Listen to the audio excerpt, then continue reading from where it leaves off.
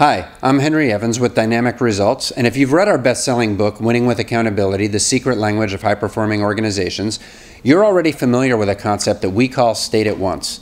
State at once means that you should, in a productive and constructive way, name a problem if a problem exists. This might be a problem with somebody's behavior.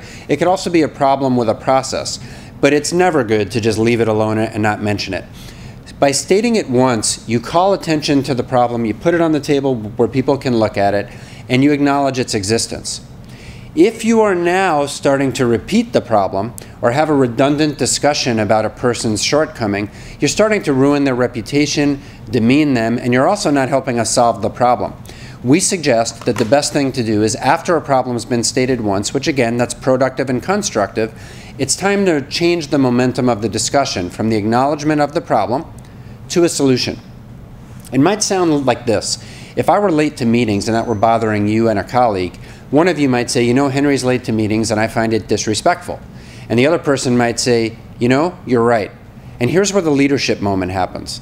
Instead of saying, yeah, you're right, Henry is always late to meetings and that drives me crazy too, they say, you're right, Henry's often late. What do you think might be causing that? Or, you're right, Henry's late. Is there anything going on in his personal life that could be causing that? Or, you're right, Henry's late. What do you think the root cause is and what can we do to help him be on time?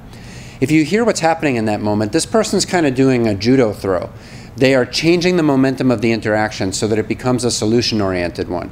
And we think that the leaders in an organization are the people who do that habitually. Whenever they hear that negative momentum, they immediately convert it to a solution-oriented dialogue. And we are saying that those leaders can come from any area of an organizational chart. Your title doesn't matter.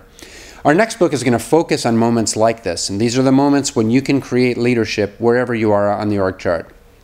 Thank you for spending time with us again this month, and we look forward to seeing you next month.